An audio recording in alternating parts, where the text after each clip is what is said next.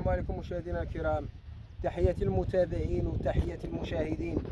اليوم اخوتي ان شاء الله مبروك عليكم هذا الشهر ديال رمضان، سيدنا رمضان شهر الغفران.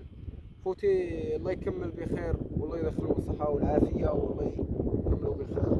المهم اخوتي اليوم ان شاء الله غادي نذاكر معكم على هذا الغرس ديال الرمان اللي كما كنتو شاهدتوا معايا.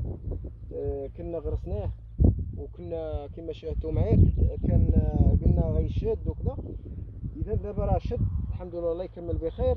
وكما بغيت نوضح لخوتي بغيت نوضح لكم على اساس الغرسه ملي كتكون نايضه، الغرسه ملي كتكون نايضه يعني خاصني نبني واحد الغرسه على اساس ما نبنيهاش ميله او عوجه او طالعه من هنا وطالع حدا واحد الولد جايته وحده في جنبه هنا، لا هذاك الولد قاطع ما خصوش يكون بحال هذا الشيء اللي كيكون هنا. ندير واحد المقص بحال هذا دائما نضرب هذا الشيء ما نخليش يبقى هذا الشيء ديال اللي كيكون طالع هنا، نخليه تقريبا واحد 90 سنتيم او متر وهكا فين كنربي الغصن ديال الشجره. يكون الغصن غصن واحد كما كتشاهدوا فيه بحال هذه. دابا ها هي الحمد لله نتجت يعني ما مسقياش، وانما وصل الوقت الموسم ديالها ودارت واحد الفنون ديال الاوراق خضرين فنت يعني وحدها، يعني وصل الموسم ديالها خرجت الاوراق ديالها. اذا هنا الغرس شد. كما بغيت نوضح لخوتي مثلا بحال الشجره اللي كتكون ميله او عوجه ما خصنيش نخليها عوجه تبقى غادي دايره هكا متكيه، اولا عوجه دايره هكا ونخليها غير شاده نخليها صافي. راه ولو تكون عوجه خاصني ندير لها واحد القصبه هنا نوقفها نيشان مثلا هكا ونربطها ونخليها حتى توقف. ملي توقف نقوم بعمليه طلق نطلقها، ما نخليهاش ميله او عوجه ولا طالع حدا واحد جوج فروعه لتحت هنا طالعين من هنا. هاد الفروع اللي كيطلعوا هنا في التحت الغصن ديالها راه كيساعدوا على الحشرات، على شي حوايج خايبين حناش اي خماج يجي يتخمد تما كتولي تساهم على الحشرات يتخشاو تما. ما خصهاش تكون، خاص الغصن ديال الشجره يطلع وطلع دايره الظل وعاد تبدا تخرج في الفروع ديالها، ما طلعش دايره والعش طالع من حداها خماج حناش الفاع يجي يطشوا ليا تما، لا هادشي ما نساهمش عليه.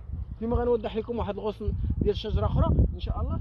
كيما غتشوفوا الغصن ديال الشجره هذا كيفاش تا هو طالع بحال هاد العواد اللي كيكونوا كارمين بحال هادو كنضربهم نحيدهم. بحال هاد الشيء اللي كارم راه هو بحال السوسه كيدخل السوسه. انا توريك بحال العواد الكارمين يحيدوا مثلا بحال هذه كتخرج هاد الازهار ديالها كما كتشاهدوا معايا. هاد الازهار كتخرج فيهم دابا يعني هذه مزيانه. شوف حتى هي كيفاش خليتها طالعه بحال هاد كما شاهدتوا معايا بحال هاد الشيء بحال هذا بحال هاد الفروع هادو اللي كيخرجوا ليا من هنا ما نخليهمش. هادو خاص الغصن يطلع هنا خاوي حتى لهنا عاد 18 شجره كما كتشاهدوا معايا. دابا الحمد لله هي الله يكمل بخير كلشي الحمد لله في امان الله. يعني الشجره غاديه مركزه ما غادياش ميله او عوجه. ديما انتباه كنتبه لها مثلا شتا عوجه كنوقفها هكا ونطاشيها ونخليها تمشي نيشان، ما نخليهاش هي دايره هكا وهي غاديه، هي دايره هكا وهي غاديه، لا خاصني نوقفها هكا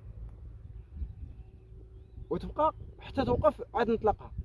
كذلك كي الزيتون كي الكرم كي بحال هكا تكون كما كتشاهدوا معايا. مثلا بحال هاد الكولاتير هذا بحال هاد الكولاتير اللي كيكون هو تحت الغرس يعني كتستافد شي حوايج فيه مثلا بحال الباربه مثلا بحال النعناع كما كتشاهدوا فيه زرعته تحت هاد الغرس هذا بين الغرسه والغرسه.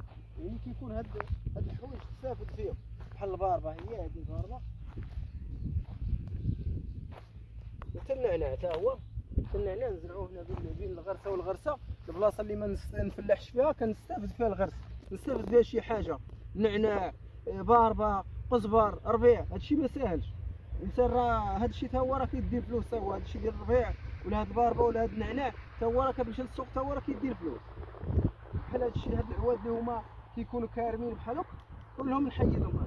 بحال دابا هادي طالعه نيشان بحال هادشي ديما نراقب هاد الشجره من هنا ما نخليش ليها هادشي يطلع كما كتشاهدوا معايا.